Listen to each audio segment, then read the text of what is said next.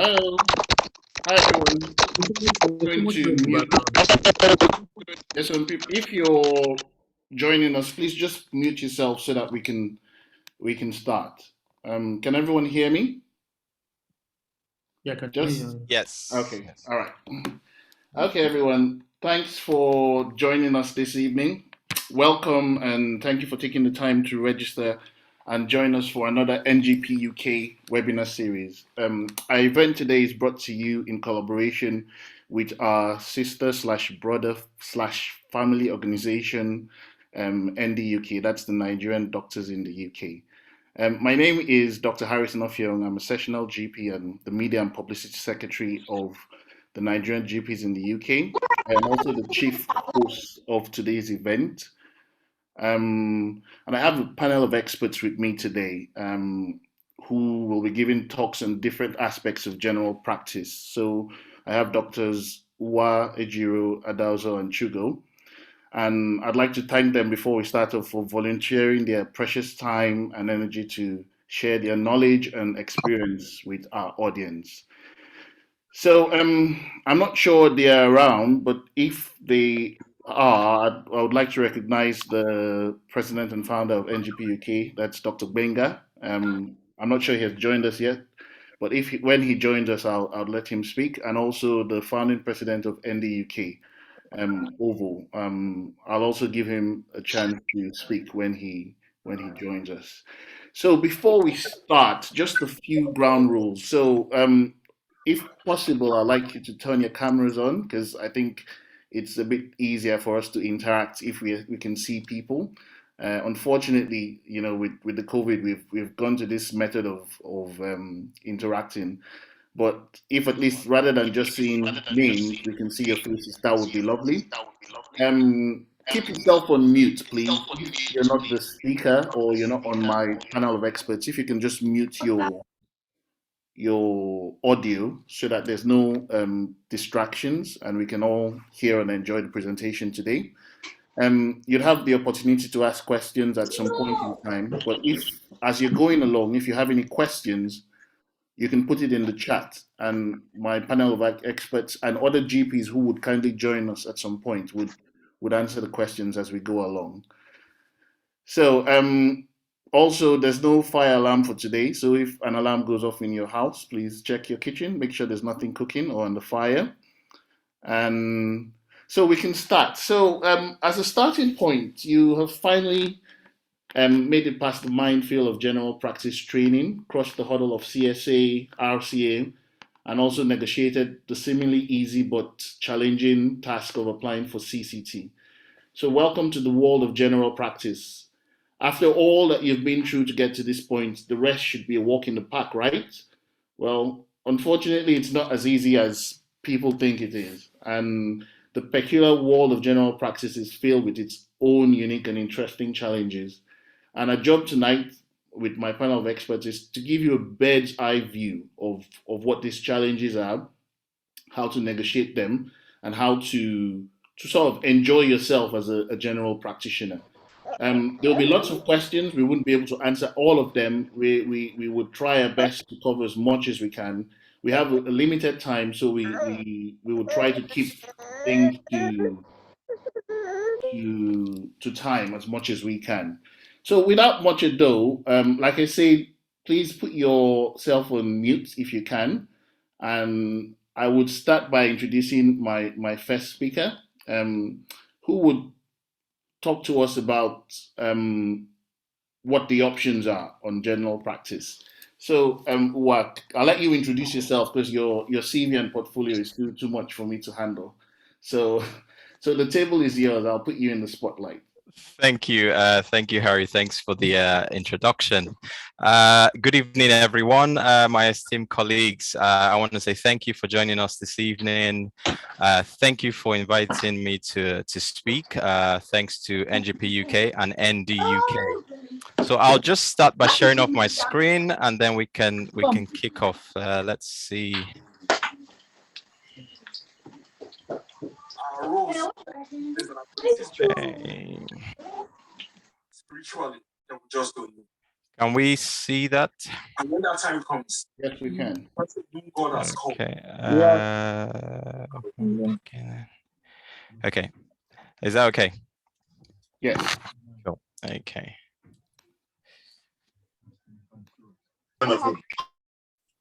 Just bear with me. Okay, cool. So I would firstly just want to say congratulations to those of us who've recently qualified, passed RCA, or which of the exams you did to qualify. For those who have also started practicing as GPs, for those of us who've passed the exams and yet to meet our CCT, and I'm sure there'll be some of us who are still in training, maybe haven't taken the exams yet, but just want to join. So my name is Uwa.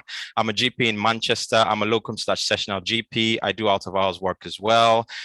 So you can see on the screen just a few things I'm involved with. I'm involved with the Royal College of General Practitioners, and thanks to your support, as you all rightly know, I was recently elected into the National Council. I'll be sworn in, I think, or whatever it's called, in November, and hopefully we'll hear more about that later. I also am a clinical supervisor for GP trainees in the out of hours setting. So navigating general practice after we've qualified, there's a lot to talk about. We'll try and just talk about a few things today, address some questions and concerns, and then hopefully keep in touch. Keep in touch. There's loads of information you can get as we go along. So now you're a GP, what next? Now, at this point, I would just like us to just put some words in the chat box if you want to, if you feel comfortable with that.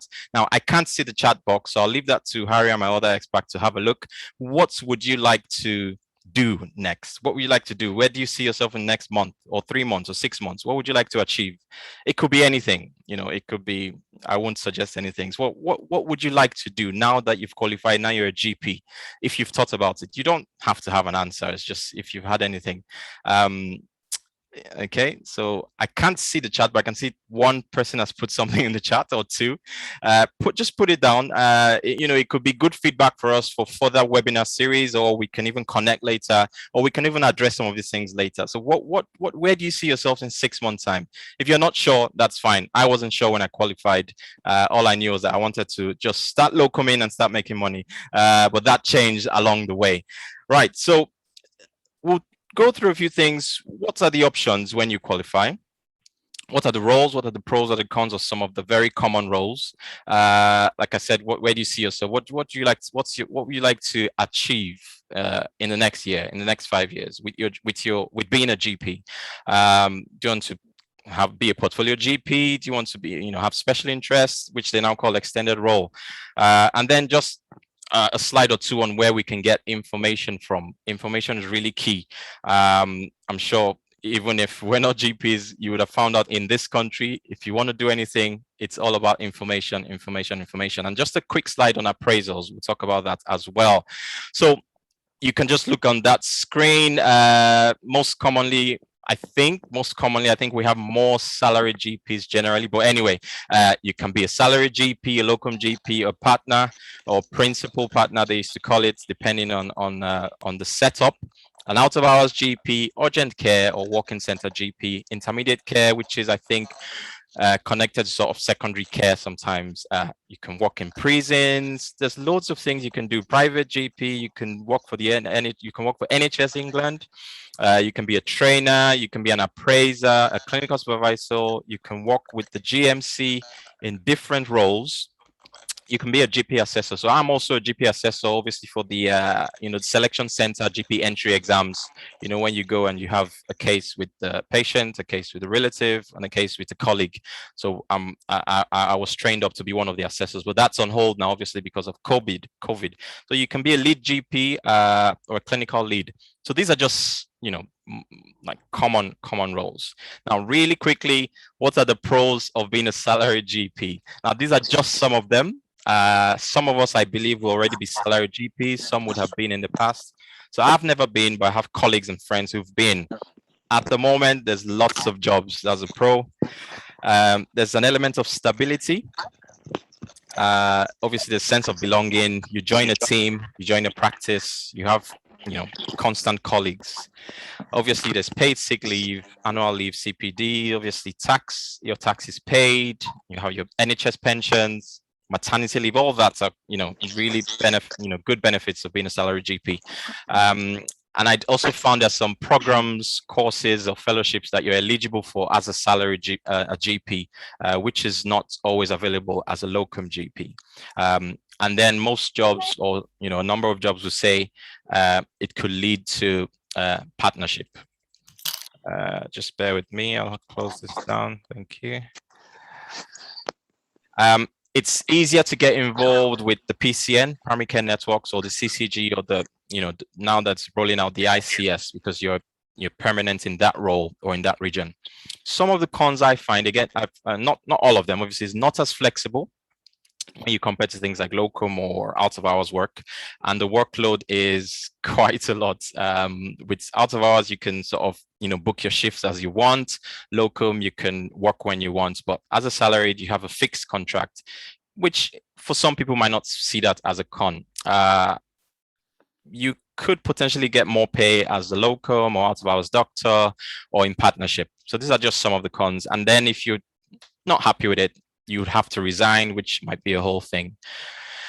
Locum GP, at the moment, lots of jobs, not like last year during the pandemic. Potentially you can earn more. It's very flexible. This is one of the things that really works for me, works for us as a family at the moment. It's very, very flexible. You kind of dictate your own terms. You can write out your own terms and conditions. Potentially is more family friendly.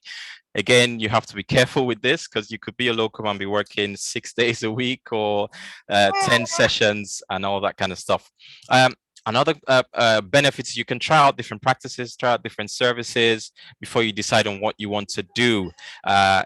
Again, it could potentially lead to partnership, not as easy as salaried, but I know at least 2 people I know personally who were locum GPs and transitioned directly into partnership. You can still be active in a few different platforms, including the RSCGP. Obviously, most of the benefits of a salaried are like like cons for being a locum. Obviously, you don't the pension issue, you don't get sick pay, you don't get annual leave or paid maternity leave. You're not eligible for some of these fellowships I said.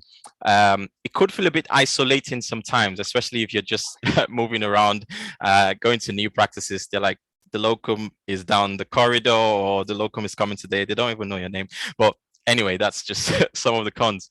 Not very easy getting involved in setups like the PCNs, CCGs. It's not impossible, but it's not, I find, at least personally, it's not very easy getting involved. And you have to be proactive about your taxes. Similar to salary, the GP, being a GP partner, something on top of that is you have a stake in it. Depending on the setup, obviously it's kind of set up as a business. Obviously the stability, that sense of belonging is there. Also, you get to make decisions. If you would like to see changes made in your setup, in your practice, in your service, if you're a partner or you have a stake in it, you are quite likely to get involved with decision making. Again, tax is paid, pensions is sorted, maternity leave, eligible for fellowships is easier to get involved, like I said, in these sort of CCGs, PCN. One thing I didn't write down is I think it might be a recent thing, or some surgeries were doing it before. So all your subscriptions are probably most likely paid by the surgery or by the practice. So if BMA, if you want to be part of BMA, RCGP, you don't have to bring that out of your pocket. So it comes, I think they kind of either pay as a lump sum, and obviously they can deduct it as expenses. So I think it's easier being a member of things like that if you're a partner. I think I'm not a partner, but I spoke to one of my colleagues who became a partner recently, and his practice is paying his BMA, RCGP, and all that stuff. I think one of the reasons it's easier now is because we're not paying so much for indemnity. That money then just transfers to other subscriptions. So obviously some of the downsides, not very flexible, except maybe you're a very part-time GP partner. I've put workload plus there because you get more responsibility as a partner. Yes, the workload could be crazy. Again, if you have to, I'm hearing myself echo. Okay. Go ahead. Sorry. Okay, cool.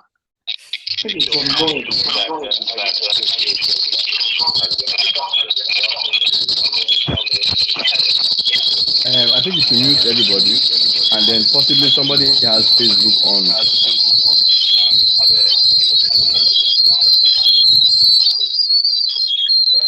But it is more along the line of, are there any protections for an individual who doesn't check themselves? But can the government or can institutions force you as an independent doctor you won't have a COVID jab? Are there any things we should think about? Somebody's on another webinar as well. Right, are we good? Yeah. Okay, cool. Sorry about that, guys. So more responsibility as a GP partner. It's not, in a sense, for some people they don't find that as a con, but it's just that it could be quite overwhelming sometimes. Again, if it's not your thing, you have to resign, which again could be a whole thing. So I'm not going to go through all the roles. I've just gone through those. Those are sort of the commonest. Let's see. Okay, cool. So other skills that, other things you can get involved with, or roles, you can even make, some can be combined roles. I mentioned the fellowship earlier. There's the NHS England fellowship. There's the Health Education England fellowship. You can be a GP tutor, get involved with teaching medical students. You can get involved with teaching GP trainees, be a primary care educator, or even a training program director. You can get involved with, minor procedures like joint injections. You can get involved with baby checks, fitting calls, implants, and all that stuff. So again, this is just to stimulate us. You would need to find out, if you decide you want to do this, you would need to find out what courses you need to do, what criteria, what you need to do to get signed up to do these things. Obviously, there's dermatology, there's lots of diplomas, there's minor surgery courses, there's aesthetics, Botox, sports medicine. So these are just to stimulate us that, there's no way we can talk about everything you can possibly do. So really quickly, where do we get information about anything we want to do? First and foremost, your colleagues, your peers, not just, us of Nigerian heritage, stay plugged in. So all the people you kind of had discussion groups with and all that, just stay connected. Even if you don't want to talk that much on all these platforms, Facebook, Telegram, WhatsApp, just stay on there. Lots of information keeps flying back and forth. Really, really important. The RCGP has loads of information, your local faculty, your local first 5 groups. If you just go on Google, type BMA Salary GP Handbook. I haven't read it, I'll be honest with you, but it's about 200 pages and there's lots of information there. BMA Locum GP Handbook, that's about 50 pages, 50 odd pages, lots of information there. Okay, Locum Organizer, if you go on that link, we'll share these slides with you hopefully later. If you go on that link, it talks about, it's more for starting off as a locum GP, down to the nitty-gritties, like even your doctor's bag, what you need to put in your doctor's bag, pensions and all that stuff. Then there's this organization, the Nationalization of Sessional Gps. It's a paid membership, but at the moment they're doing this thing where once you qualify for the first year, I think first of all, as a registrar, you can join, just as a sort of part member. When you qualify, your first year is free. If you just go on their website, everything is on there. Again, that's the link to that information. I'm not sure of how much it will be on your second year, but just going back to Locum Organizer and this one, aside from the information they have, they're both toolkits or platforms where you can have all your sort of invoices. You can create templates to send to practices and all that. You get all your invoices, your payment, everything is on there. You can use that. There's a few other ones. Again, just look up these things and learn about them. You can get information from your local CCG if possible. If you can, I would say stay connected to a CCG's network of emails. I know sometimes they just keep sending all sorts of stuff, but sometimes there's really useful stuff there. You stay up to date with even things like medicines updates, medicine availability updates. You're informed of what's going on, even if you're not really like permanently working there. Then if you go on YouTube, top tips for new GPs, eGP Learning, he's done loads of videos. His AKA name is Dr. Gandalf. He has another name, I know, but he's got loads of it. But he just released this one, top tips for new GPs, lots of information there. Then on appraisals. Now, we all panic about appraisals when we qualify. We're like, we've not got an email, what's going to happen, when, that. So first and foremost, there's various toolkits. There's Clarity, there's 14 Fish. It depends on your area. Some areas sort of gravitate towards one than the other. These are the two common ones. I think there's MAG, there's one or two other ones. I think people in Leeds, they tend to use a different one. So basically, they have all this on record. So I think I qualified 2017 August, and then I got an email, I think December or something like that. So they've got, but I had set up my Clarity, and I think it's linked. I'm not too sure. And they just sent me an email, allocated me an appraiser, an area team. I think once you do your performance list registration, once you you sign up to one of these toolkits, I think they get your information. However, if you're panicking and all that, there's a link at the bottom there. You can go on there, look at your area, and just give them a call, give them an email that you want to know about your appraisal. So it's once a year. Sometimes it's slightly out of sync, sometimes it's not, but I won't bother too much. Some people had to do 2 appraisals in a year, some had to do 1 appraisal in 18 months, but after a while it regularizes to once a year. Revalidation will be once every 5 years. If you've just qualified, I think you would have been revalidated. That's what happened in my case anyway. So I didn't need to bother about revalidation until 5 years post-Cct.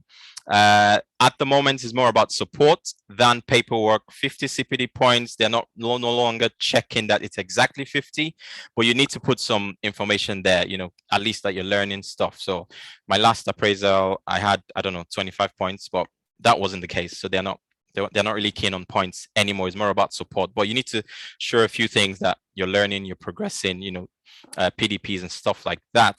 GP appraisals, a lot of information there. If you just go on that link, in fact, too much information on appraisals there. In summary, information is everything. You can never know too much. So get all the information. The one you need, keep it. The one you need to act on, the one you're not sure of, clarify it.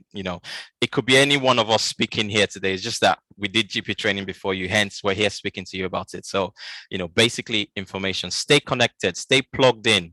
Just stay plugged into all the platforms, to the local CCG, to other other GPs, other first 5 GPs. Stay connected. Don't panic. I want to say you have all the time in the world, but you have a lot of time to think about what you want to do. Don't rush. Try things out. Get involved with things. Try things out. Again, if you get the information, you want to try it, go for it. If you can, try and plan. That's it from me. Thanks for listening. Any questions? I'm sure Harry can moderate that. Thank you. Okay, thank you. Thanks, Iwa. That was, it's like so much information, just blew me off my feet. But I can imagine. I think the core information I got from what you were saying is that there are lots of options. You shouldn't rush into doing anything. You should plan, and you should stay connected.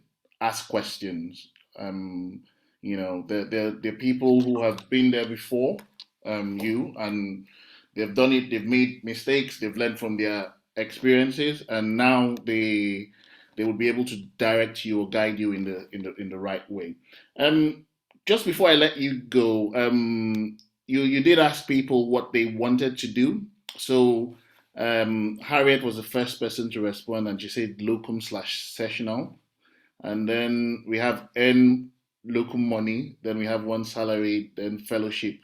So there are lots of different options here, and I think you covered most of them. But before I let you go, what would you say the most challenging thing was for you in your first year after you qualified?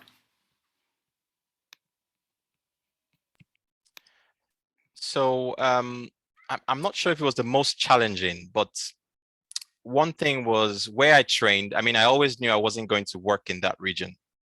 So I trained in East Cheshire, which is of Macclesfield way, but I always lived in Manchester.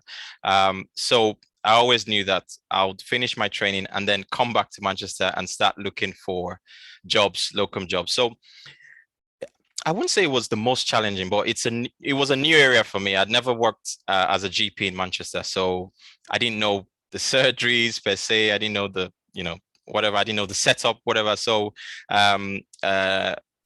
my friend and colleague, Sheon, I don't know if he's here today, so he just kind of advised me, again, you don't have to do this. Okay, this is what I did, and this is what he told me. I should just register with as many locum agencies as possible, which, after some time, you won't you won't really need as many locum agencies. But I think that was one challenge. It was a new area for me.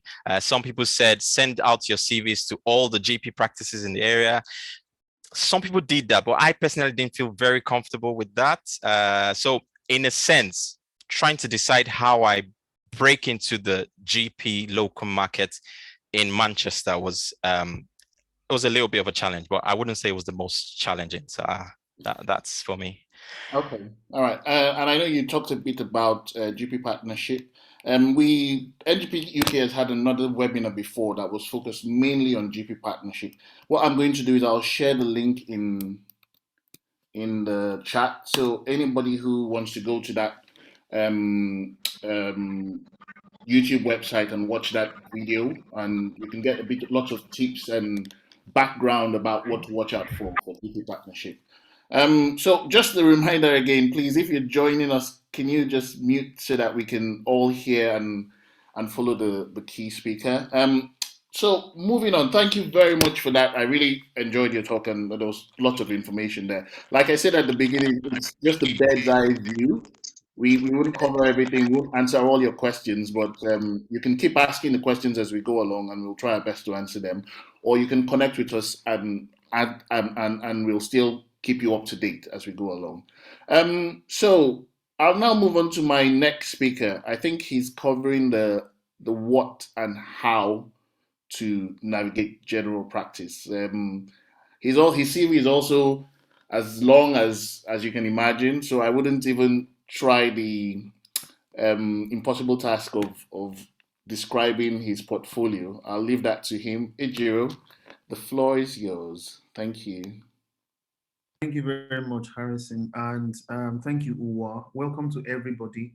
I'll just share my screen very quickly, and we'll take a start at it. Yeah, this is it. Yeah. Can everybody see my screen? Yes. Yes. All right.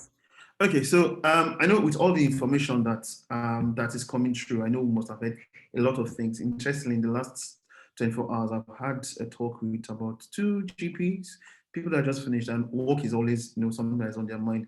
Now that I've finished, how do I get work? How do I do locals? How do I do out of hours? So those are questions that people ask. How do I break into the market, basically? So that's what I'm going to be covering. I am a locum GP.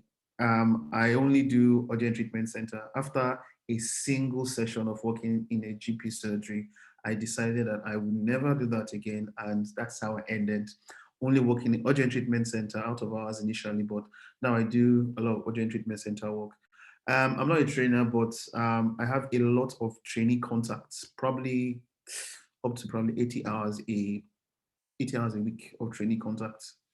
I'm just helping trainees in things that they need to sort out. Okay, so let's go to the next thing here. The main thing is, how do we look for work? Once where do you look for work, and how do you look for work once we have qualified? Now, first thing I want to reassure everyone is that there is work.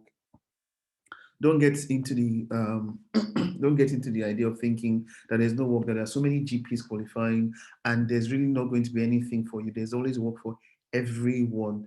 If you follow the media, you discover that there's actually a national GP shortage, and with a lot of GPs going from full-time to part-time or even locum session, then you have a lot of slots opening up.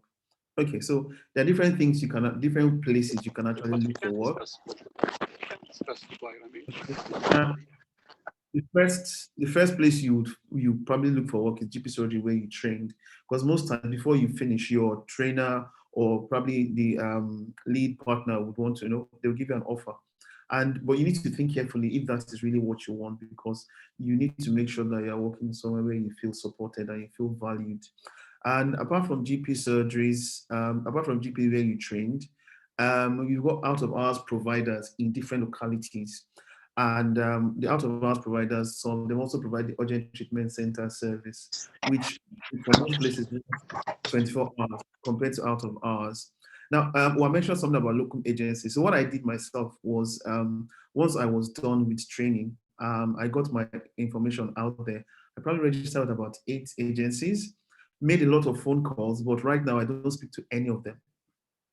So that's the idea. And the main job I'm doing now, I got it through a single agency, and after then, our communication just dwindled out from there because I didn't really need them anymore. So it's important that you, if that's what you want to do, what it does for you is that it gives you opportunities, opens things up that other people will not necessarily give you. One agency may give you something better. I had a situation where actually for the same out of hours provider, I was able to negotiate a higher rate compared to another person. So you see, it's all about having a lot of options open to you. Now, word of mouth is also a very good way for you to actually look for work. People, your colleagues, networking is so important in this job. Your colleagues will tell you where there is a job somewhere, where there's an opening. And so long as you got that CCT, you got your MRCGP, you just need to find out if it is a fit for you. If you go online, BMJ Career is also another very good place where you can find information.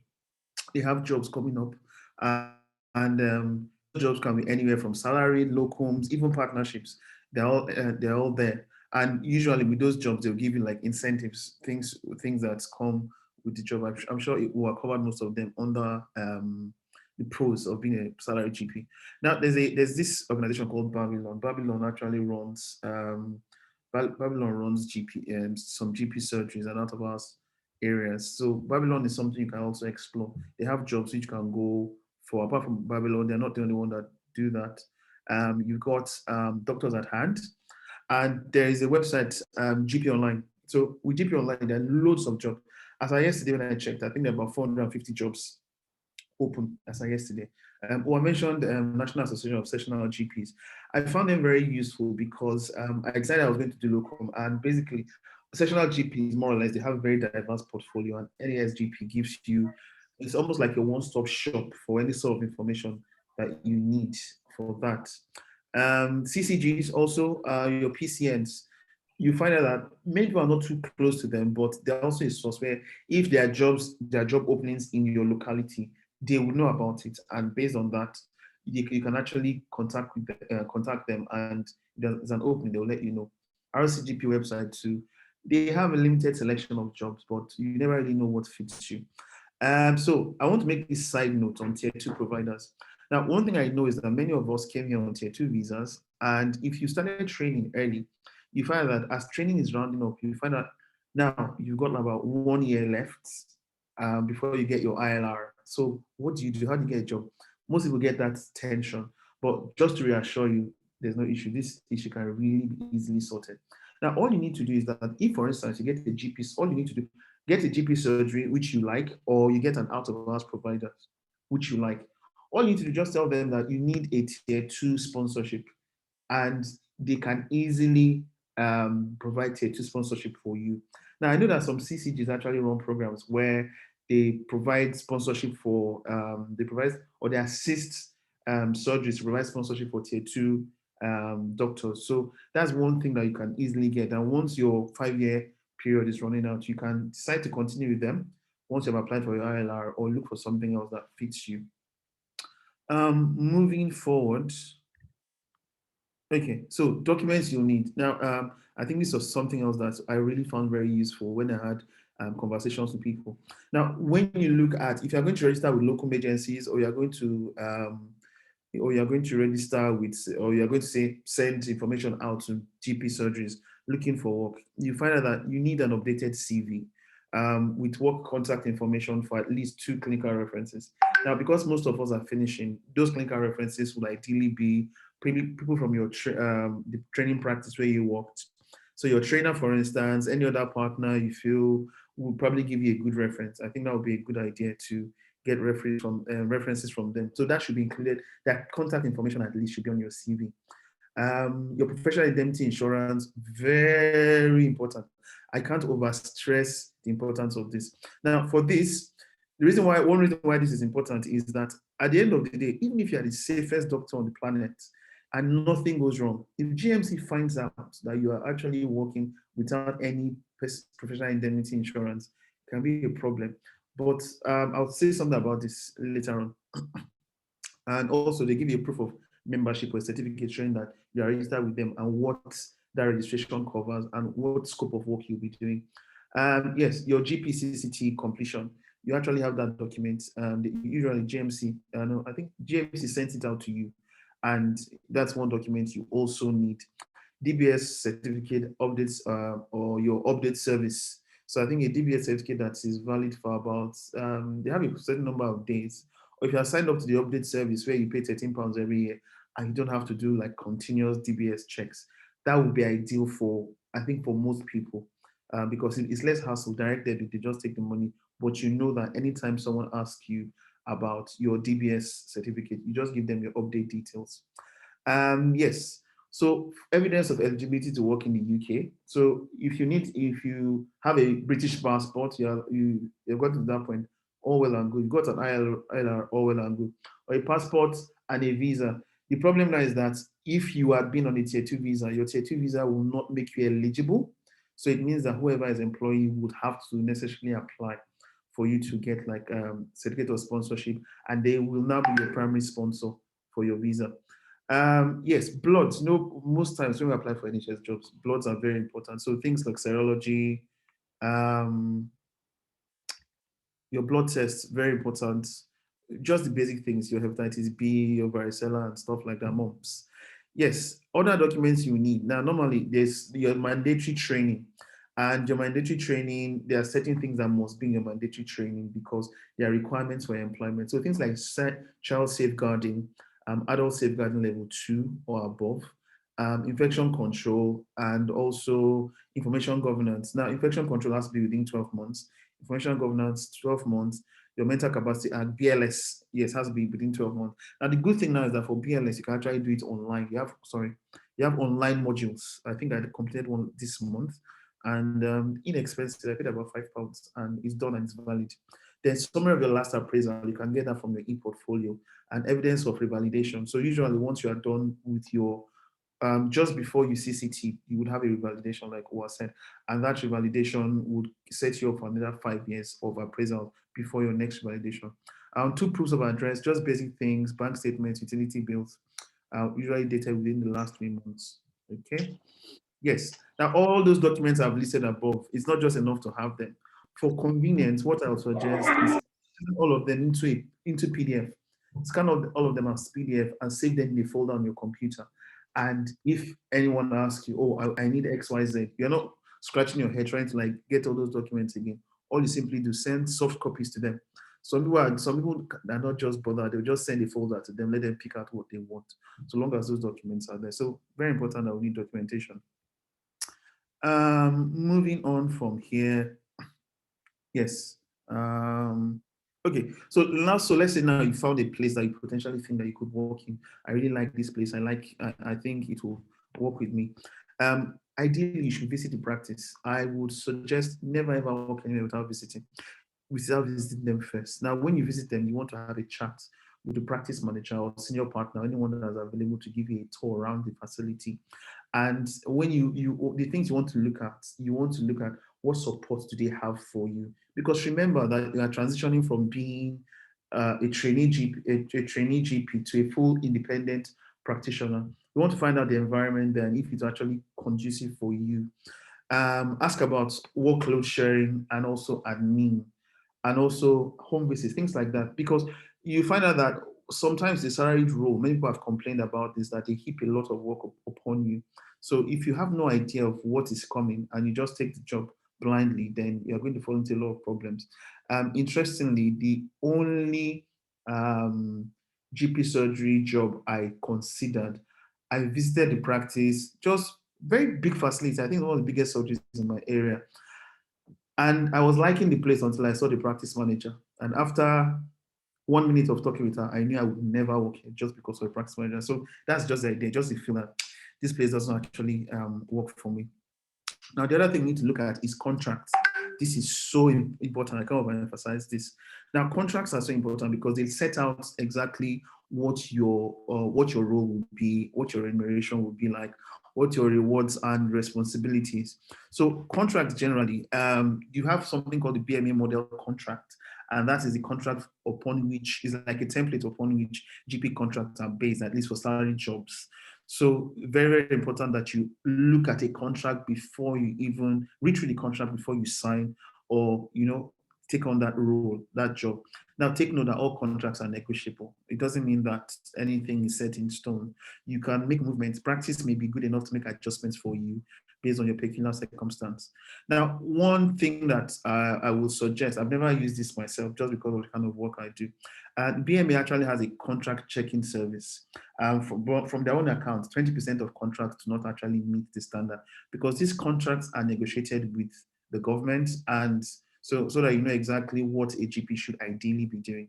So they have a contract service, checking service, which is free if you're a member and paid if you are not. What you could simply do, get a membership 1 month, let them check. Or if you find out that paying for it is cheaper, then by all means, just do that. But make sure your contract is checked before you sign. Now, you can accept an offer in principle, pending your contract review, checking and negotiations. Now, see contract and job plan before signing. You have to pay attention to salary, very important. So the question everybody will ask is, what's the salary? What they pay GP? What are GPs paid? Now, it all depends. It varies based on your region.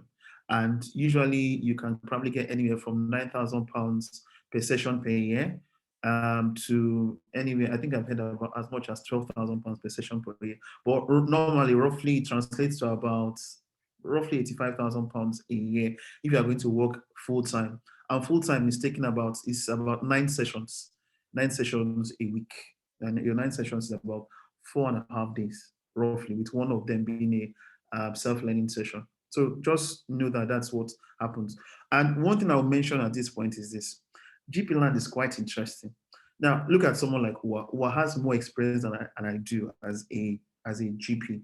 But even if I left GP training today and I was going for a job, I wouldn't accept less of a salary than he would be taking because the responsibilities are still the same. Some people don't like it, but that's just how it is. So don't let any practice manager or partner tell you that, oh, no, you just qualified. We'll start you from here. It's whatever you negotiate, that is what you get. So don't take less than what you feel you could get, but be reasonable anyway. That's what I would say. Yes, also look at annual leave in your contract. Very important. Yes. The next thing I want us to look at is when you work as a locum GP. Now, this is one very interesting. Now, you work as a locum GP, the arrangement is slightly different. So you want to look at your rates. What sort of rates are they giving you? For me, that's my first consideration. My special interesting part, my first consideration, how much are you going to pay me? So the rates they vary. So because I work as a locum out in urgent treatment center, the rates I look at are usually hourly rates. And those hourly rates can vary anywhere between £75 per hour, which I would never take, to probably £110 per hour if they're very, very desperate. So, but out of hours, what happens is out of hours, they pay you more. And if you do nights, they would actually pay you more. So roughly between £90 and £100 per hour. I actually found out that even people that do vaccination, they're just sitting there as a GP, answering patients' questions. They pay them £90 per hour, which to me is not bad. So if you're working as a locum GP, make sure the work plan, admin and home visits is discussed clearly and agreed upon.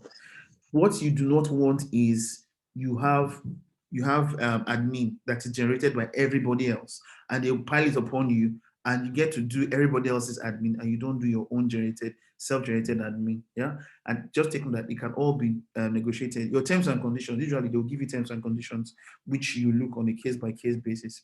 Always ask about time for self-generated admin to be incorporated into your working day. Somebody told me this morning that she has practice admin to do, which finishes up all her time, and her own self-generated admin, she does it on her own time. And I said that is absolutely wrong. You should be paid for your time. So start times also are very, very flexible and negotiable. If you have, for instance, childcare needs, you have to do school runs. You may decide not to start by 9, you may decide to start by 10, finish later. So long as the practice can accommodate it, it's something that they would be willing to do. Yes, I want to say something. Now, when you look at the salaries or the rates, basically, you can actually negotiate your rates hourly. Apart from hourly, you can negotiate your rate by sessions, how much you'll pay you per session, or you can negotiate your rates by day, how much will you pay me for this day? So you can get anywhere between, depends on place, you can get anywhere between £550 to probably £650 per day. It all depends on how much work you are doing or how much work you are willing to do. But like I said, don't get burnt out in the process. Yes, indemnity, so important. Now, before 2 or 3 years ago, GPs used to pay an inordinate amount of money for indemnity. I think it was almost like 11, 12,000 or more, depending on how much they do. So that was quite expensive until the government stepped in and there was something called state-backed indemnity. Same thing that consultants get in hospital. They don't pay their own indemnity. It is the government that backs it up. So they actually apply the same principle for GPs. So now indemnity is cheaper, but state-backed indemnity is not enough. If you speak to them, they'll tell you that. Because, for instance, somebody gets in front of the GMC, there's limited help that they can offer because it is just state-backed. But I don't really know how this applies practically. But what you do is that you can shop around for the best rates. MDDUS, MDS, FPS. So all you need to do, just call them. When you call them, tell them what setting you are working. So it has to be, are you working out of hours? Are you working salaried? Are you a partner? They want to know the kind of work you do, number of sessions you do, number of hours you do. So that's what actually influences the quote you get. Currently, I'm probably paying about £1,000, just roughly over £1,000 a year, and I do a lot of sessions. Believe me, no more than your average. Okay, so you get quotes, and when you do quotes, you determine there's no one that's better than the other. To get your quotes, and I usually go for the one that is lowest. Take note that this money itself, the money you pay for your tax or indemnity, is actually tax deductible. So you have to discuss that with your accountant when you get one eventually. Yes, CV template. Everybody could be anxious in terms of what should my CV look like. Basically, GP CVs, there's really no one size fits all. It all depends on your own personal experience. Harrison was kind enough to share the link above with me yesterday for GPs. You can actually build up a template there. I found another one today, myperfectcv.co.uk. They are free, they're both free, and all you need to do, enter your experience, and they'll populate everything for you and make it just look presentable and decent. And I would say for GP jobs, they are not, your CV usually is not a very big deal, because as long as you have the MRC GP, just come and sit on the chair and start seeing patients. But it's not something you should just gloss over, it's something you should pay attention to, because you may need it for something else. Yes, I will say this lastly. Mortgages, what's special about mortgages? Nothing. But when you become a GP and you start working, there's a tendency that you would make more money. You definitely make more money than you're making now.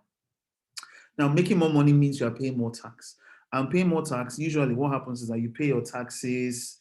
If you work through a limited company, you pay tax twice. You pay your corporation tax and you pay your self-assessment tax. If you work as a partner, whatever you do, you pay that. Now, because of that, you are paying bulk sums of money to the HMRC.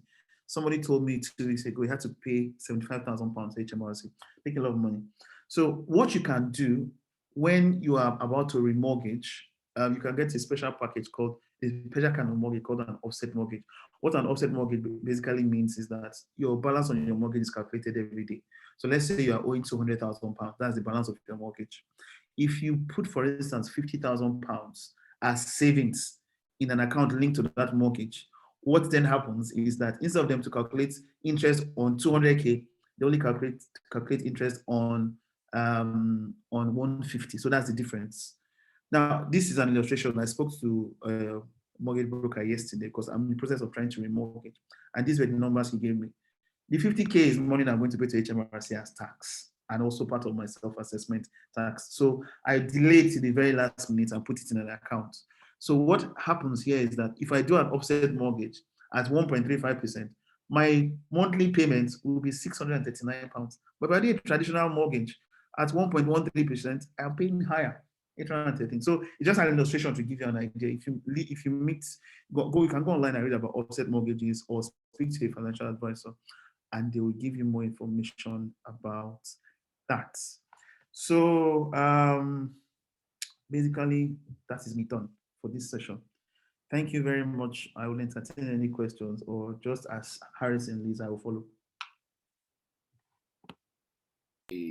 Oh, thanks, Ejiro, for that. That was really, really packed full of information.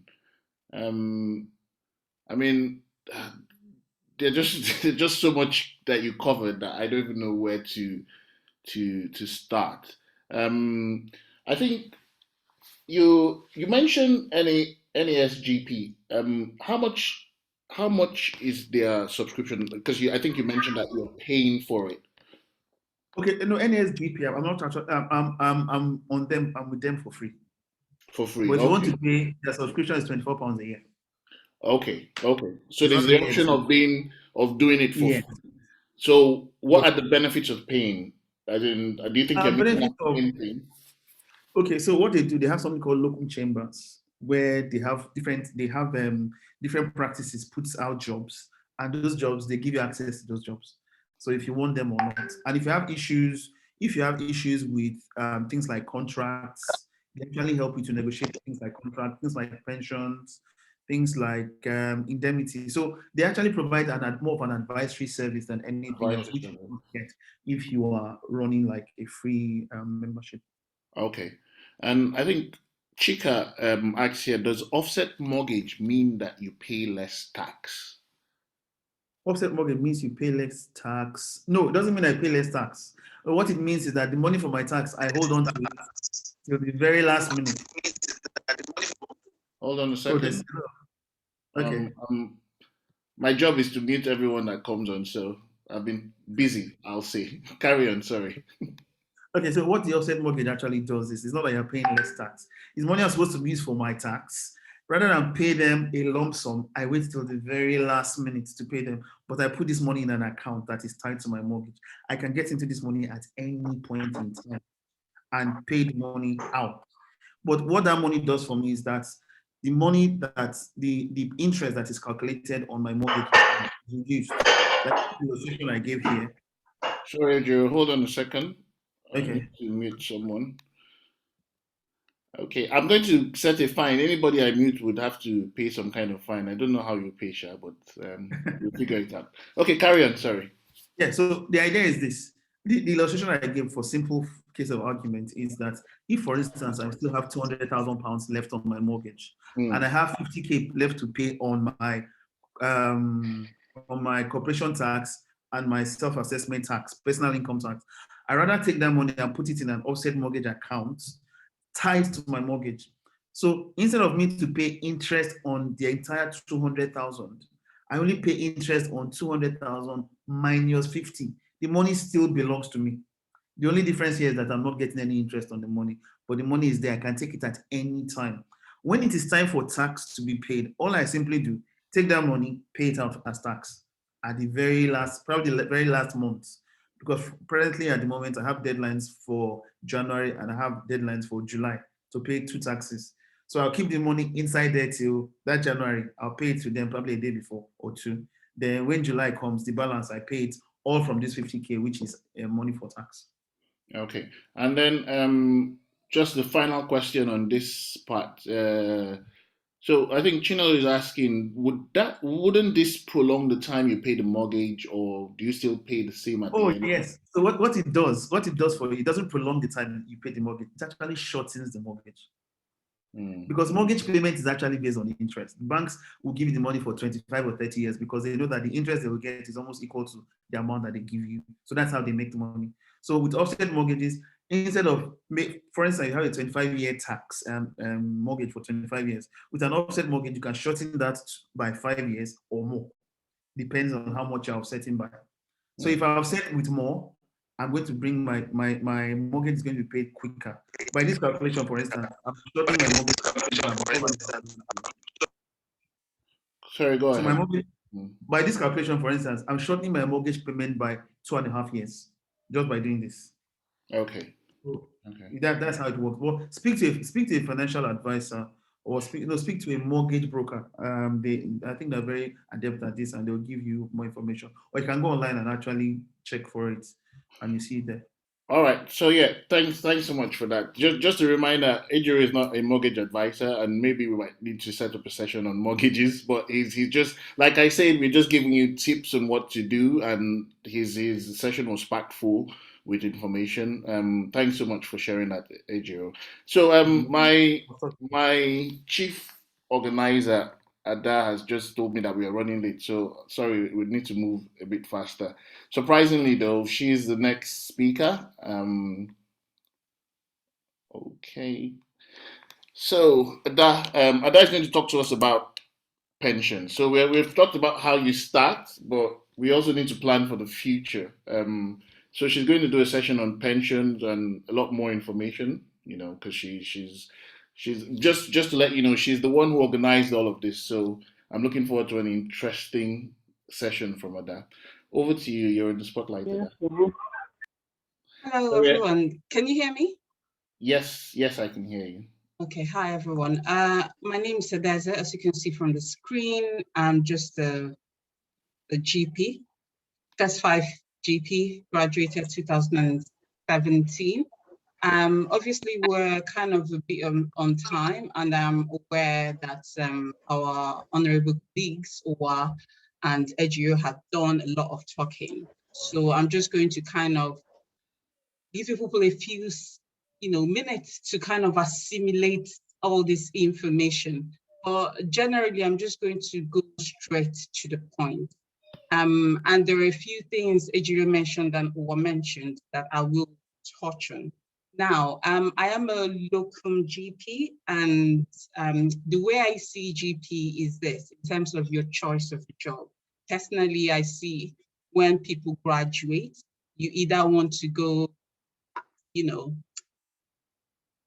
urgent care or GP. When I say GP, I mean GP in the practice, because as a GP, you can work anywhere. But if you're working in GP in the practice, that is different. I do practice GP. I went into urgent care. I think I did it for a few days. The adrenaline is too much for me. I can't handle it. I left. I do a bit of out of hours GP, which is basically some practices. Your CCG might pay some money to a provider to provide extended hours, so that patients do not actually have to go to urgent care. But I digress. I'm actually going to talk about money matters. I am not an accountant. I am not an financial person, but I'm just going to leave this on the screen for a bit for you to read, because that will give you a bit of an idea what we're talking about. When it comes to money matters, when you come out, HMRC sees you as somebody who is earning money. They don't really know whether you're a tradesman, whether you're a builder, whether you're a GP. So when they say self-employed, anybody is self-employed, whether you're in medicine or not. But obviously, we're talking about in the medical field. Salary GPs, even though it's a lot easy, you get in, you have the practice, the manager ask you for your bank details, they set everything up for you. But at the end of the year, you should also do your own accounting, which there is a HMRC set up that you come in, you put your income, your expenses, and that would actually give you back some of the tax that you have paid via your practice. Many people do not know this, but you do it every year, which I'm sure other people do. Partners as well, your practice would and have a good accountant. If you're an out of hours doctor like Ejiro is, it depends on if you're employed or locum. If you're a locum, you would need a medical accountant. So coming down to the tricky parts of it, I'm going to come, if you are being employed by a practice, I'll obviously address that a bit. Or if you are a locum, means you are self-employed, you want to do things directly with HMRC yourself. HMRC want to know, are you self-employed or are you going to go via a company? The jury is still out, whether from the accounting point of view, where you're going to have more money in your pocket. This is the whole idea. which avenue gives you more money in your pocket at the end of the year? Would it be via limited company or as a sole trader? When you operate a limited company, the way you take money out of the company is different. You would need to do a bit of research into limited companies. There are lots of information online about how to work as a limited company and how you would deal with HMRC. The information on the screen here says you're taxed in 2 ways, just like our brother Ejiro mentioned. If you're a sole trader, you don't have the issues of a limited company.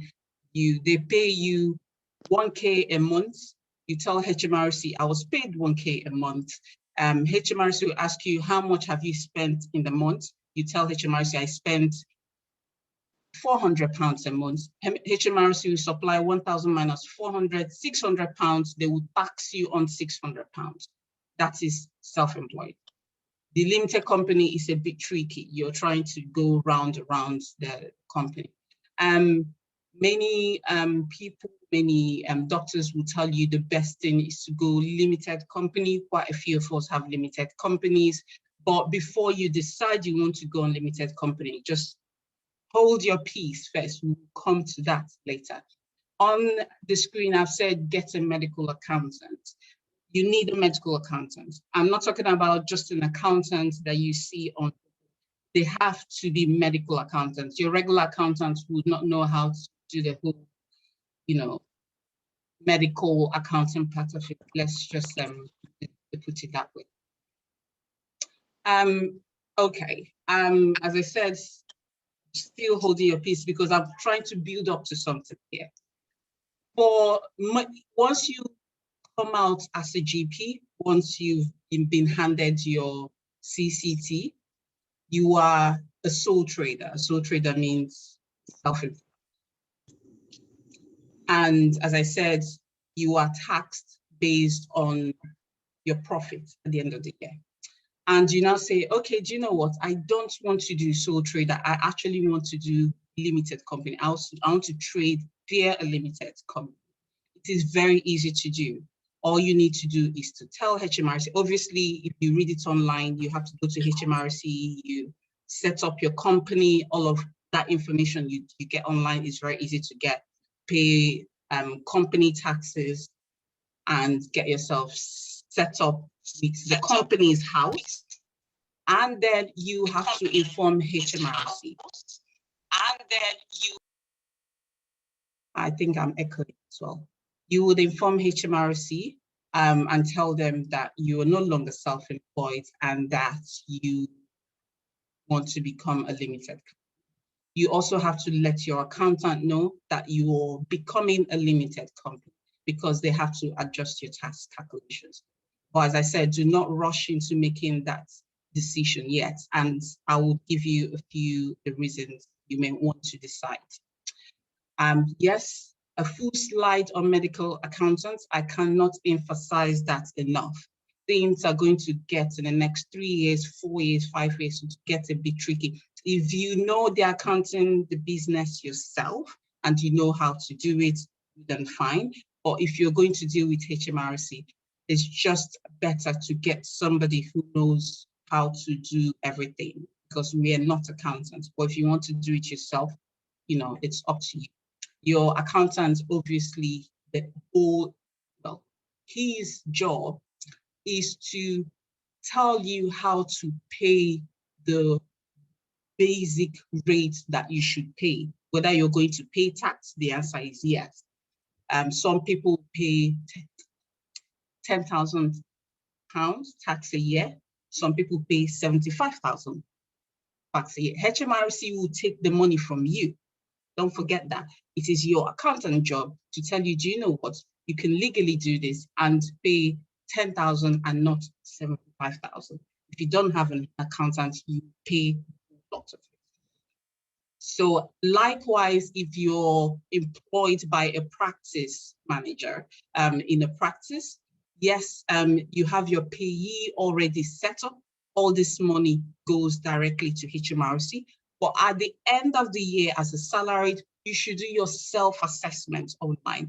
You really don't need accountant for this, but you can if you want to. You just go on HMRC and do your self-assessment. You will find out that all that money that was taken out as a payee, you can actually get some of it back at the end of the year. It's normally nice to see HMRC tell you, we've assessed you and we're going to give you back £700 or £1,000 or £2,000 of that. It's normally very good. So it's not just for local, but as a salaried, end of the year, do your self-assessment online. It's very, very good. And yes, get a medical account, please. I am still holding on to the limited versus self-employed. So park that behind your head, because we will come to that at the end of this. PCSE, most of us already know who PCSE is.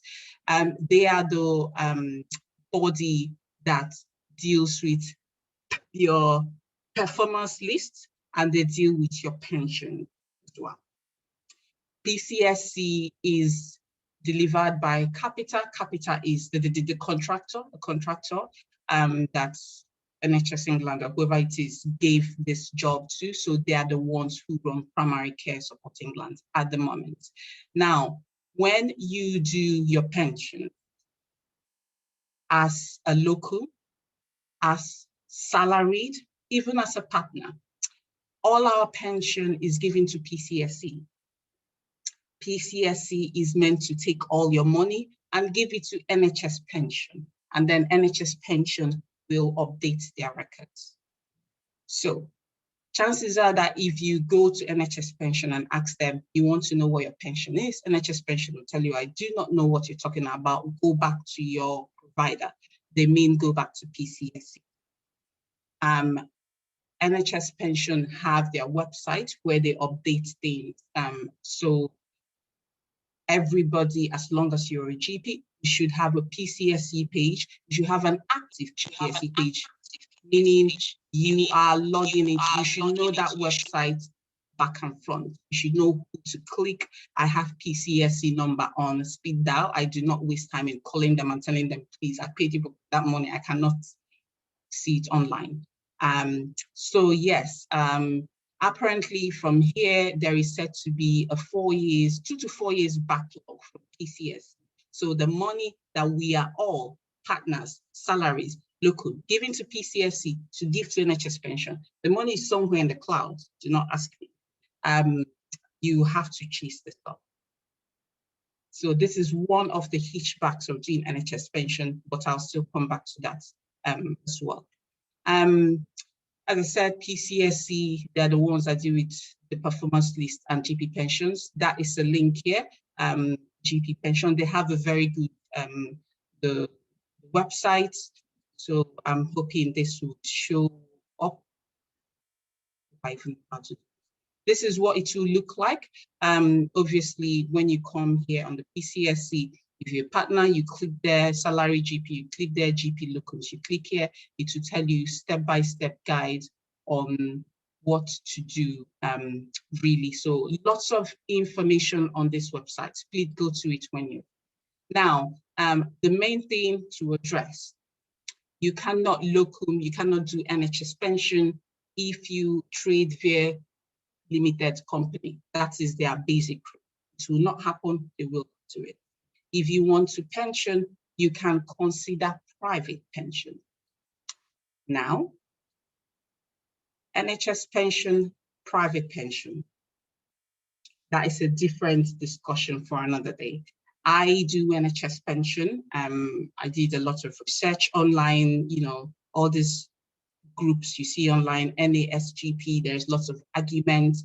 Personally, I'm convinced that is what I want to do, so I'm doing it. I'm not doing private pension, but you have the option of doing private pension if you are limited. But if you know you want to pension via NHS, unfortunately, you have to go self-employed. You can also combine it. You can do part self-employed, part limited company, which is what I do. So I pay a little bit through here, a little bit through there, trying to get money from here and trying to do that. As I said, you need an accountant because it can get a bit tricky if you now decided to do the two of them yourself. Yes, and also people say, the reason why you should do limited company, leave the NHS pension alone, put your money into investments, put it into property, whatever. Good and fine. I do not believe that pension is negotiable. You can pension and still put money into property. I do not see why you cannot do two of them at the same time. But this is my personal decision. You need an independent financial advisor, IFA, that is what they're called. If you go online, check IFA. They are the people, they're not accountants, or they could be accountants. They are the people who sit you down and then they tell you, show me all your money. What do you want to do? Okay, this is what we're going to do. Put this one here, maybe do this pension, do that one. And they will tell you, there are some IFAs do not know about NHS pension. So you have to ask them, do you know about NHS pension? And they may not know, but you need to ask them. So you need a good IFA and you need a accountant. Now, NHS BSA, this is the, I've said here, NHS pension scheme, people who work in NHS, blah, blah, blah. In April 2015, so NHS pension has a lot of schemes, but I'm not going to go into that. For us, which are the newer GPs from 2015, we are all automatically put into 2015 scheme, which means that your retirement age will be somewhere between 65 and 68. There is a chance that they would increase it as you get older. They want us to work till we're 70, if possible. Or this is your retirement age at the moment. And how much you earn depends on career average salary. NHS BSA is the, would I say is the contractor that deals with NHS pension. So if you want to know much about NHS pension, you come here. Also, NHS BSA, they do have a lot of questions, loads and loads of questions about pensions. Let's say if you want to get an estimate, joining the scheme is there if you want to join it. All that information is online. Your pension, if there's a change of circumstance, if you want to take a break, annual allowance, everything you need as per information be on that website. So it is a very good website to go to. Where is my page? Now, if you want to start NHS pension, if you're employed by practice, it is very easy. The practice manager would set you up on the NHS pension automatically. Now, if you're going to be employed by practice, you should ask them specifically whether your yearly, what they are paying you, whether they are going to give you the NHS pension and the employer contribution money yourself, or whether they're going to pay it to PCSC directly. You have to clarify that. Chances are they're going to pay it to PCSC directly. But I have had many situations online, even while we were doing trainees. Most of us do not know, but PCSC has not received your pension that they were taking from your monthly pay. They haven't received it. If you do not clarify from PCSC, 10 years down the line, nobody's going to know where your money is. Or if you're going, this page is strictly for people who want to do local self-employed. You need your NHS pension account. How do you get it? You call NHS pension through that NHS BSc website. Introduce yourself and tell them, can you give me my NHS pension account? They will give it to you. Then you need the NHS PCSC capita. There are many ways of doing this. I've put in this account number here. Please make sure you cross-check so that it won't be my account number I give you both. But this is the PCSC account number, which they give to everybody. You pay directly into this account, and PCSC will tell you they have received the money.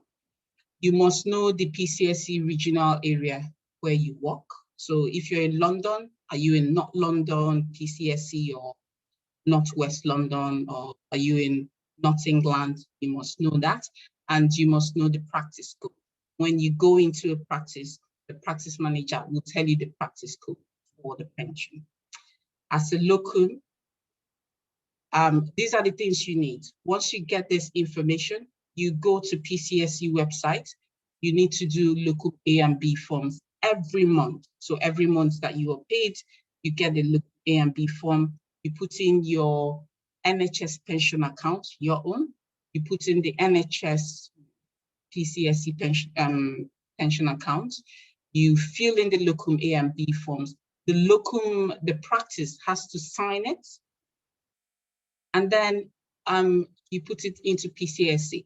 It might take a bit of admin on your side because every month you have to do this.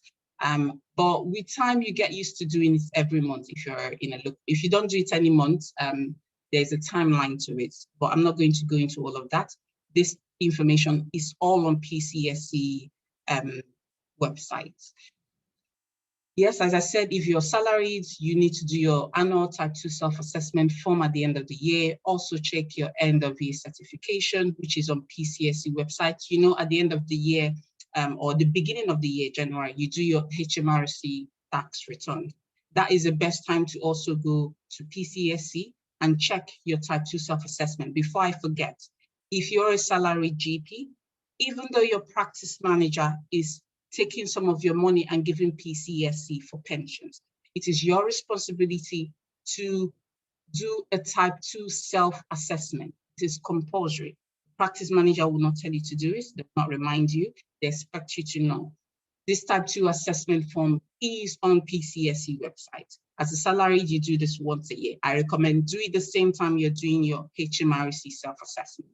So January, February, you sit down, you're doing HMRC self-assessment, you're doing your PCSE Type 2 self-assessment, end of year certifications, and see how it goes for you.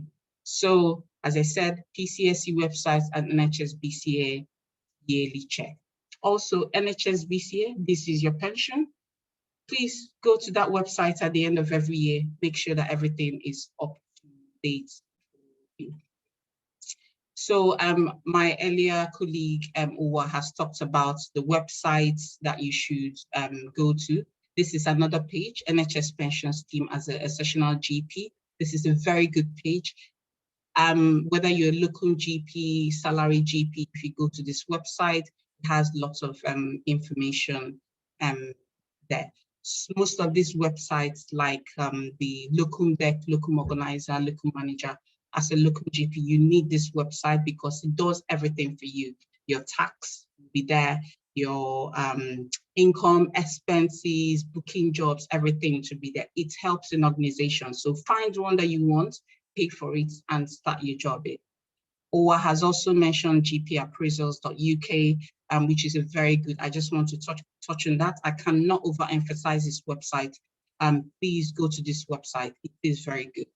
And also on this website, you know, as a locum or even as a salary, you should be doing your yearly mandatory training, your BLS training, your hand washing, you know, those things you should be doing. This GP appraisal website will tell you how often you're meant to do it. This is 6 monthly, this is 1 yearly, this is 3 yearly. Click on that website. And obviously, if you want a bit of information about the pension scheme for everybody, NHS Pension, it is on that page. Now, I'm not going to talk a lot about IR35 because I do not understand it all myself. I just want you to know that the information I got is that if you are a self-employed, IR35 exempts you. This is information that is all online. Meaning that if you're under limited company, somehow HMRC will tax you based on IR35. That is the information I have. So definitely, if you're going as a locum, inform the practice of your employment status in writing. You have to tell them. HMRC has a page where you assess IR35. You go to HMRC, assess your, I think it's gov.gov UK, assess your IR35, print it out, go to the practice and tell them you are exempt from IR35. But the much I understand that from April, if you're operating through a limited company, you can face an extra charge. Where that extra charge is going to come from, I do not know, maybe from HMRC, but please speak to your accountant. And I've said they're calling yourself a contractor does not prove that you are, an IR35. Please, if you do understand this a bit more, this is I'm not an accountant, I wouldn't know. I'm still trying to clarify a few issues. So that is something to look at. So bearing that in mind, I'm back to the beginning of my question. Limited company or self-employed. Limited company, HMRC will catch you off IR35. You cannot do NHS pensions. Self-employed, you're going to pay more tax, most likely, but you can do NHS pension and IR35. You don't need to worry about IR35. So you make your decision based on what you want to do, and then see how you go with that. That's me for now. Thank you very much. Oh, thanks so much, Ada. Thank you so much for that interesting and information-packed event. I mean, I've had so much information just sitting here and listening myself. I've been a GP for 6 years, but I think I've learned so much today. So, I mean, in summary, what Ada is saying is money matters, and you need to speak to the experts. You need to get a medical accountant. You need to ask questions. Don't just jump into it and think things would go smoothly if you don't ask the right questions. I don't know if anybody has any particular questions for that. Like she said, she's not an accountant herself. She was just giving us tidbits and things to watch out for. Any questions? You can lift your hands up, or you can put it in the chat box. If not, I think we're running short of time in a way. So, and we should be rounding up quite soon. But I think I'll just let my final speaker come on. Well, final to the last, because I have the founding president of NDUK who would like to share his experience with us. So I'll let him go last as the final icing on the case for a lovely event today. But I'll let Hugo talk to us about work-life balance, resilience, what to do, what not to do, how to make the money, but also be able to live and enjoy a life, because you don't want to become a workhorse and end up dying with plenty of money in the grave, in the bank, when you haven't actually enjoyed the time and rewards of all the hard work you've done to become a GP. So without much ado, I would put Chigo in the spotlight, and the floor is yours, Chigo. Hi, good evening. So my name is Chogo, as Harrison has said, and I'm a GPS T3. Thank you to Adeze, and Oa for giving us so much information. I've learned a lot myself, and yeah, thank you Ovo as well, because I did say you should please come and give us some information as well on his own part. So I'm more or less like the liaison between NDUK and NGP UK, because I'm now part of both. So what I would say, I don't have a lot to say, just to say that there's lots of support out there. Try to decide when is your rest day. Try to make time for family, because this time that you have with the kids, especially when they're young, doesn't last forever. It can seem like it lasts forever, but it doesn't. Try to decide the days that you will not work, or the days that you need to take a break. Find what makes you happy and do it. Some people like to go on nature walks, some people like to gist, some people like to support others, and continue doing that. And above all, find your core, what is important to you. Spirituality is really important, and connect to your core. That's what I would say. And just connect with everyone. The internet is so good now. Everyone is at the click of a button, information, and I wish us all the best. Thank you.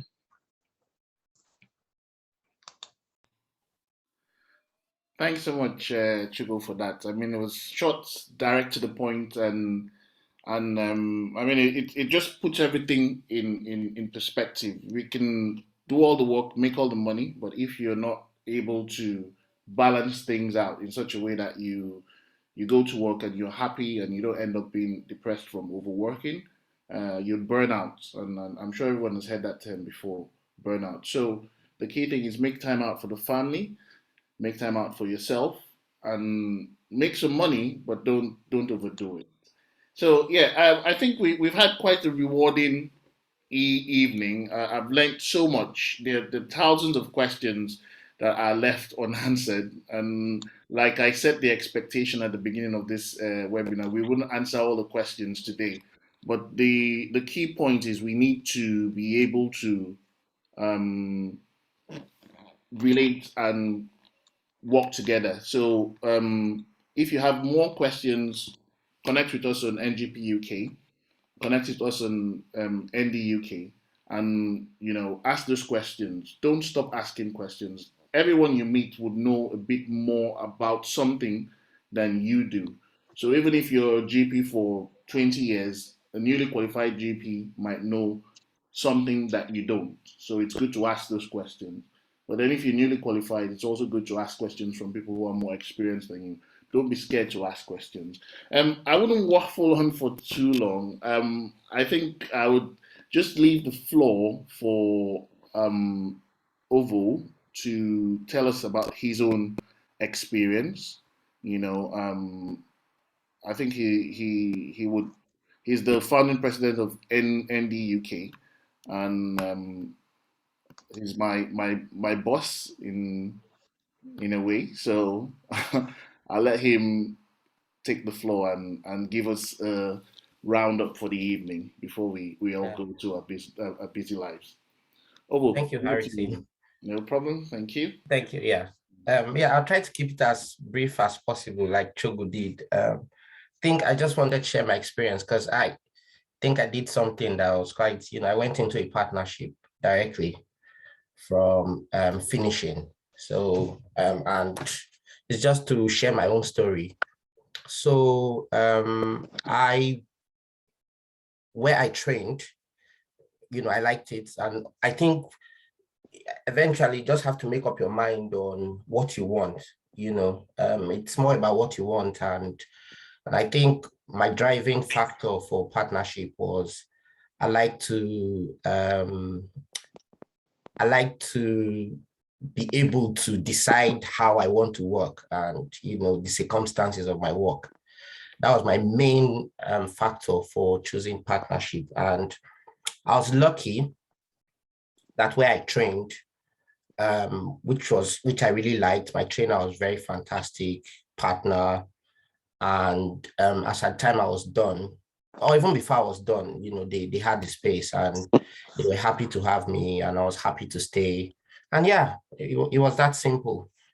Of course, there are a few things I had to consider. One is, like they say, partnership is like a marriage. That's what everybody keeps saying, which in a way, yeah, is true. So you have to be comfortable, but I was lucky because that's where I'd been for a couple of years. So, it was easy for me to make that decision. Of course, the other thing was money. So, you have to get an accountant to look at the books and be sure that, they are on a profit-making trajectory, not just looking at 1 year, because 1 year might look good, but by the time you look at the trend, you realize that even though they made profit last year, it's on a downward trend. So you have to get it, and then you have to look at the partnership agreement as well. What exactly is in it? What is the exit like? Some partnership agreements are mostly generic, but ever so often you find something. For instance, my partnership agreement has the fact that we can't be less than once you are two, none of you can retire or can leave the partnership until you have a third person. So you've got to watch out for those kind of things. And then, yeah, and so those were easy. Then, of course, the next thing is the buy-in. Once again, my practice doesn't own the building, which is a plus and a minus. It's a plus because then my buy-in was not so much, because basically I was just buying into the business. And then the partners were happy for me to draw less. So partners have drawings, not salaries per se. So they were happy for me to draw less over a couple of years, to even out.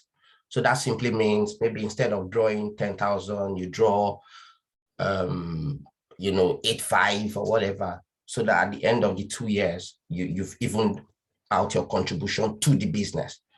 However, if you're joining a partnership, where they own the building, then your buy-in will be bigger because you'll be buying into the building. So most people have to take a loan or something, but I've not had to do that, And why I say it's a negative is because if you buy into the building, building always appreciates. So that's a plus, even though your buying is big, because your structure will be appreciating. If you pull out in 10 years, that would have yielded some profit. But now I don't have that because basically we don't own the building. The building is on lease. And then the work itself, everybody says partnership work is plenty. I think, yes, there's some work, there's work in it. It's just about you making out, is this work worth the money? And I can't tell you that I can make that call now because, I'm still new to it all. But from my short time, 3 things make up the work of a partner. Is one, you've got to do your clinical work, which everybody does.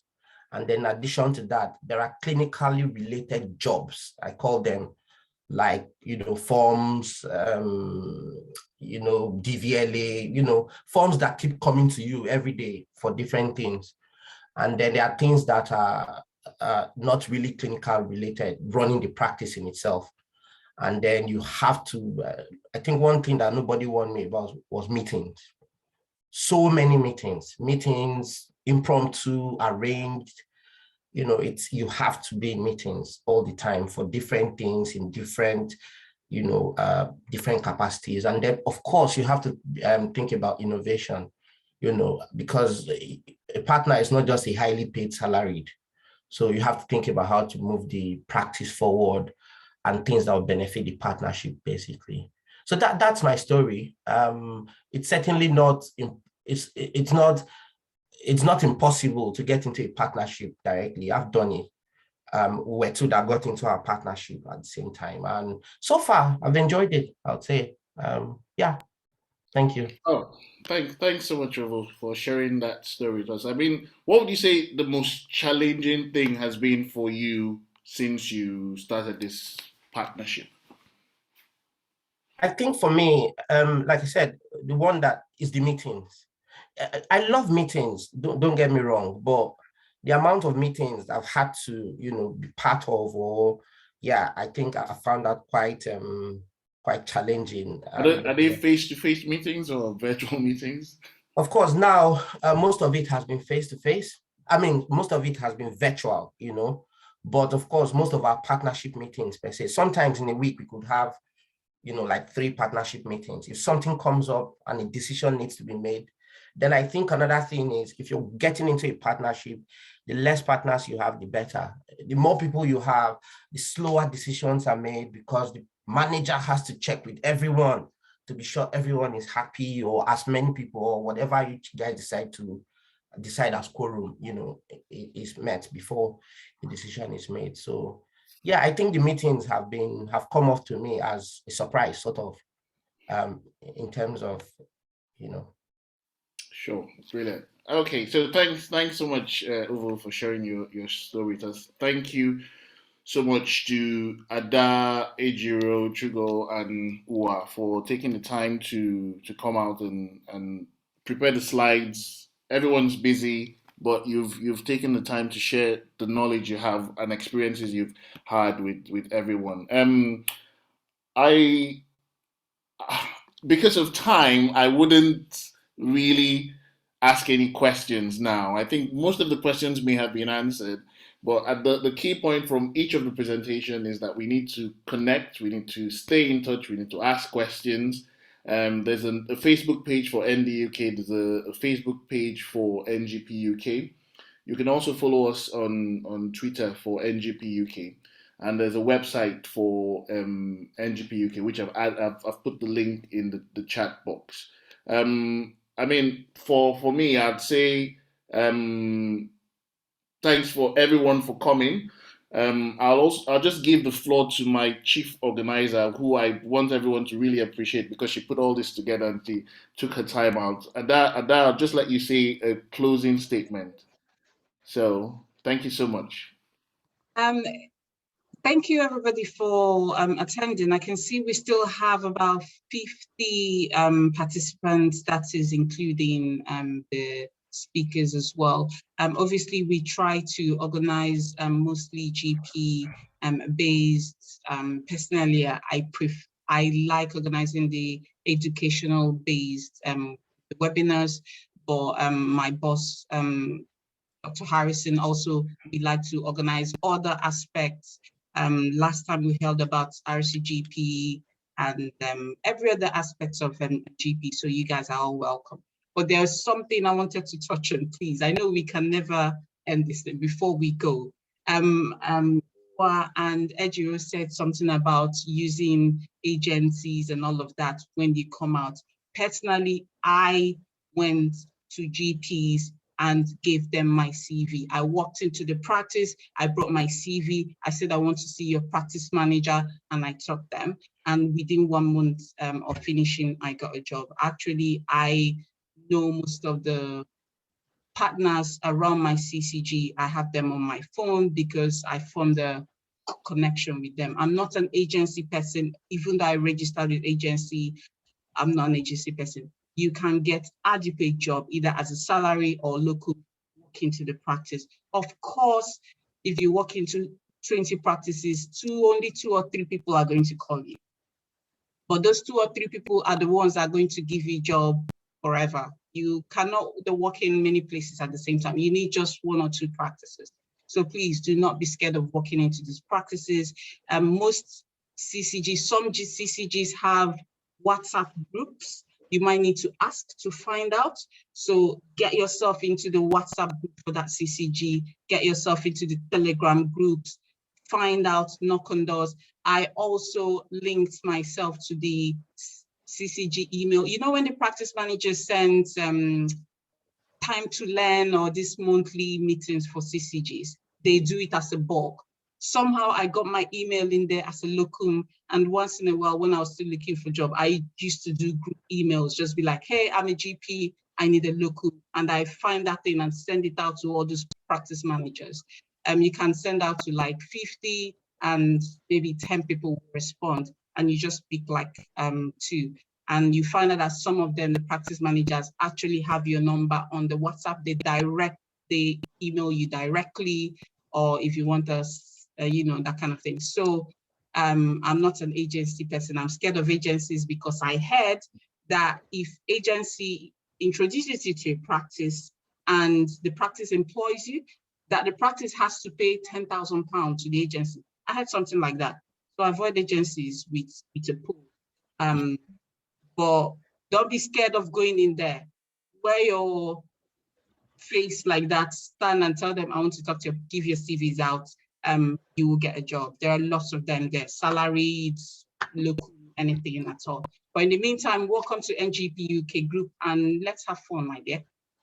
Thanks for that. Thanks for that closing statement. I think the summary of what she's saying is there's no single answer. I think the key word is general practice, and the world is your oyster. You can do whatever you want, and there's no single way of doing things. There are multiple ways. So just find out what suits you, what works best for you, and keep asking questions. I think we've had a good time. I've enjoyed myself. I don't know if Uwa or Ijiro wants to say something as a closing statement, but if not, we I think Ijiro, the floor is yours. If you just want to say something quickly. Okay. Thank you everyone for attending. The first few, I'll just say this: the first few weeks when you start looking for jobs may look a bit daunting. You are not settled, but be rest assured that jobs are present and you'll get one. If you run into any difficulty, do not hesitate to ask. Ask. I'm sure that there's always someone to give you help or signpost you to where you get help. And all the best as you navigate your post-Cct world of general practice. Thanks, Ejiro. Uwa, are you still with us? Can you just... Yes, thank you. Thanks, Harrison. Thanks, everyone, for speaking. Ada, Chogo, Ejiro, Ovo, thanks. So if I was to do anything differently when I qualified, there are two things that come to mind. One is... I've forgotten now. Yeah, one is this has to do, it's not about being a GP and all that. This has to do with your personal finances. So one was everybody said save for your tax, save for your company tax. You're doing locum, sole trader, all that business. Put your tax aside, put it aside, because when it's time for the taxman to come, you have to pay that lump sum. And if you don't have it, you have to do something, you have to find it. So I think just get into the habit of, being a bit more financially literate, how you work out your budgeting, as a family, your personal finances, all that stuff. Put your tax aside. You won't regret it. Put your tax aside. Now, the second thing is, as a newly qualified GP, there's quite a few things that will be available to you for free or even subsidized rates in your CCG, in your region. Always stay plugged in. Go for these things. Some of these things I just felt, I'm not interested. I just want to fire down and work and locum, but now I'm interested in doing those things like fellowships and all that stuff. I'm no longer eligible. So if I had the opportunity, even from ST3, I'll just lift my hand up. I want to do that thing, because you never know when it comes in handy later on. So that's my 2 cents, and thanks for staying on, listening to us. Stay connected. If you want to ask me any questions, you can go through Ovo, Chogo, or Harrison. Anybody, just say you want to ask a question, just send them a message. I'm happy to oblige. All the best with everything, and stay connected. Bye. All right, thank you so much. I think I have to say my job as a moderator hasn't gone so smoothly, because we're supposed to have a session of 1 hour 30 minutes, and we are hitting 2 hours now. But so I won't keep everyone any longer. Thank you so much. I have really enjoyed myself. It's been really rewarding. There was a question about how would we get this video. I'll put it up on YouTube. If you search for Nigerian GPs UK and follow us, you'd be able to I've see also the shared video. it on NDUK. Yes, and also on NDUK. You'll be able to see previous webinars we've done. And like I said, I'm available on Facebook. You can message me directly anytime and ask questions.